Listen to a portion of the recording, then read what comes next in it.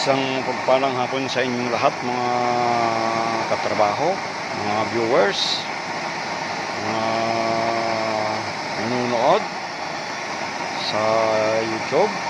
Akin pong ipapakitang muli sa inyo ang isa kong ginawa na used oil stove na distress. Ito po ay ordinary kung titingnan natin. Tingnan po nyo, katrabaho, mga kasama. Siya po ay may nozzle. Bago ang kanyang nozzle po, may pressurized na butas sa taas. Mayroon po siyang parang yung tumutusok na ano. Nilalagyan ko lang po ng langis. Ayan po. Yan. May pressurized na butas po siya sa taas, mga kasama, mga katrabaho. Pero yan po ay splash proof o may overflowing protection, mga kasama. Distress lang po siya. At saka talagang pressurized po ang apoy niya. Yan. Ang dali pong magpakulo ng tubig. Ordinary po siyang tingnan pero splash proof po siya. Yung sinasabing splash proof. Akin pong ipapakita sa inyo, mga kasama, kung paano natin paawasin yung kung talagang epektibo po ba siya. Kasi ordinary po siya talaga, ordinary tingnan. Yan. Yan ho. Ayan ho ang loob. May nozzle po siya. Yan po yung nai-ano ko na rin noon na ibang yari. Wala po siyang taklob. Kalimitan po ng nakikita yung may taklob. May mga yari din po ako ng may taklob. Pero ito po yung distress na walang taklob. Pakikita ko po sa inyo, mga kasama, kung paanong pakukuluin natin itong kalderong ito. Ito ho, punong-puno ho yan. Titingnan ho natin kung pag umawas siya ay mamamatay ho ba siya. Yan po siya, Wala na po siyang langis. Lagyan po natin ng langis. Yan po. Makikita po ninyo kung yung may ano po siya, pressurized na butas doon sa gitna. Na makikita po ninyo na tumutusok doon sa ilalim. Yan po. Yan po, may tumutusok po siya doon sa ilalim. Yan, ganyan po siya kalakas kahit distress. Yan po. Titistingin po natin kung talagang siya saan po natin, Yan. Yan po, ang lakas po ng apoy niya. May pressure po talaga siya, Tingnan po ninyo yung Yan po. Tinodo ko po ang apoy. Yan. Hinahinaan po natin.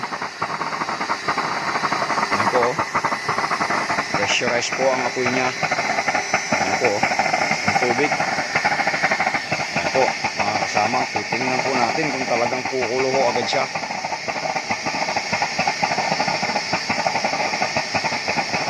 Sobra ko yung lagay ko ng langis. Ay puputok-putok. Ito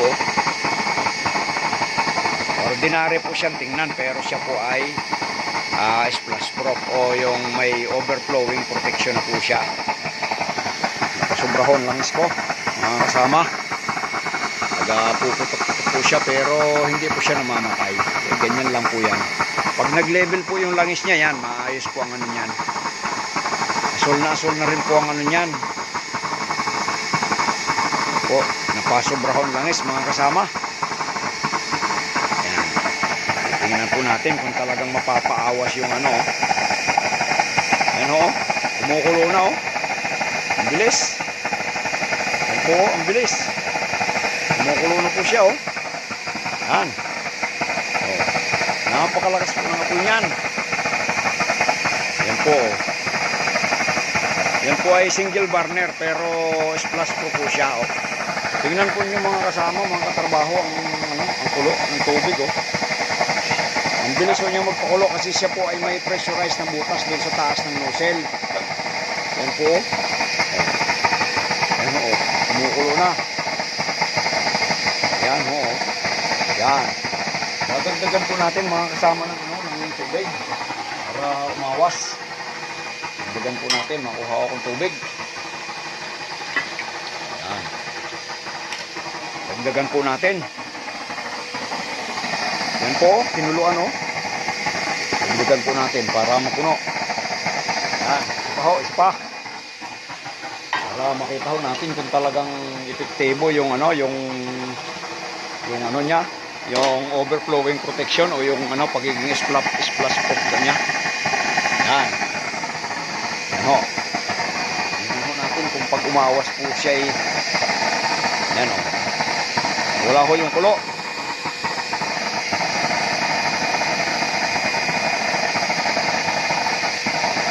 Tayin po natin mga katrabaho na kumulo. Yan po yung ano, may ano siya.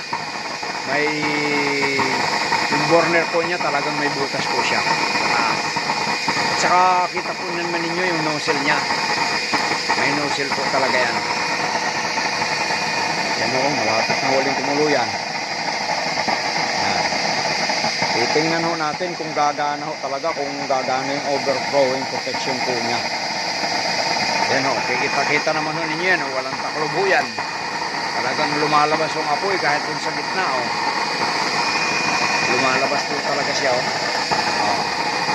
Yan o. Yan. Yan. Huling kumulo o. Yan o, okay na ho ang apoy niya o. Nag-level na po yung oil. Ano, tayo nang kumukulay o. Kumukulo na huli yan, mga katrabaho. Yan.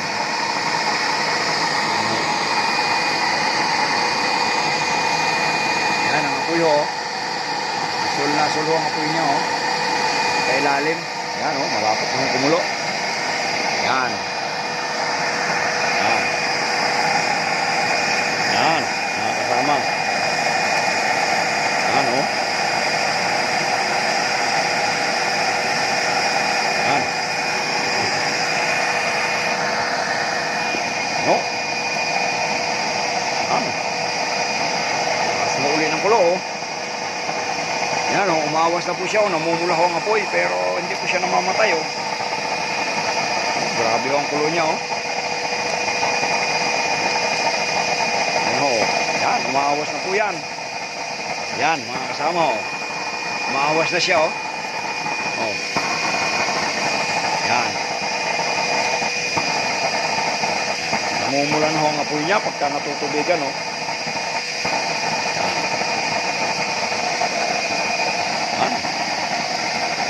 Buko, nausok. Napapataka ng tubig ay tinan ko naman yung kulo ay oh. Hanggang aawas po ng todo. Ano oh.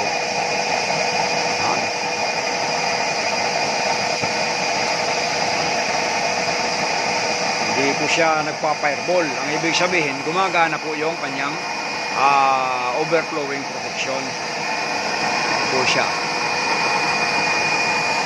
Pag yan po ay nagluli, yan, sobra na ho ang kulo niyan.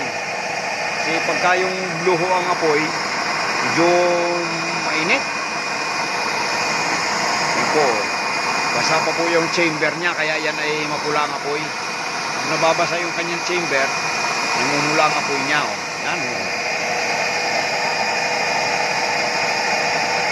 Ang kinuluan po niya ay sobrang kulo oh. Yan. Yan o. Pagka na umasol, pag bumabalik ko yung apoy niya sa kanyang dati talaga, yung asol niya, ang kuluho ng tubig ay grabe o. Yan o. Pero hindi po siya namamatay. Kasama. Hindi rin po nagpa-fireball. Yan.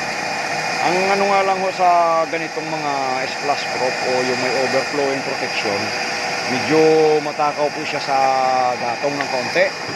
Kailangan ang kanyang oil ay dire-diretso ang ano, ang patak. Medyo mas malimit ang patak kaysa sa ordinary. Yan po oh. Tingnan po nyo ang apoy oh. Yan po oh. Yan po ang tubig oh. Oh. Sobrang kulo.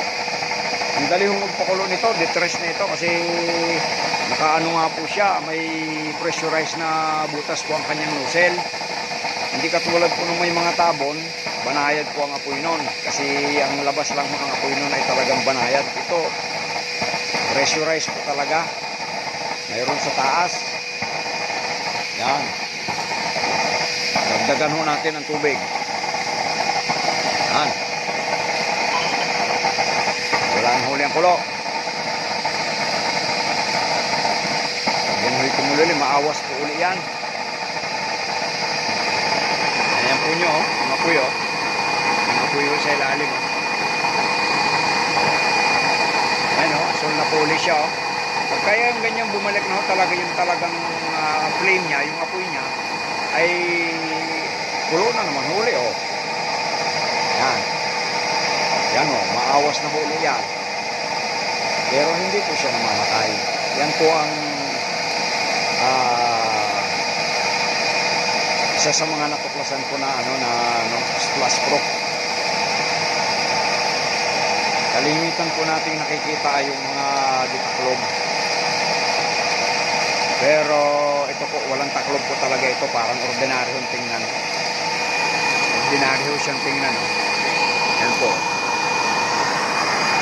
Papatakan ho natin ng konting langis para ang apoy-hoy bumalik sa kanyang Yan. Yan. Bumalik na uli sa dati yung apoy niya oh. Oh. Yan yung pinuluan oh. Yung puloho oh.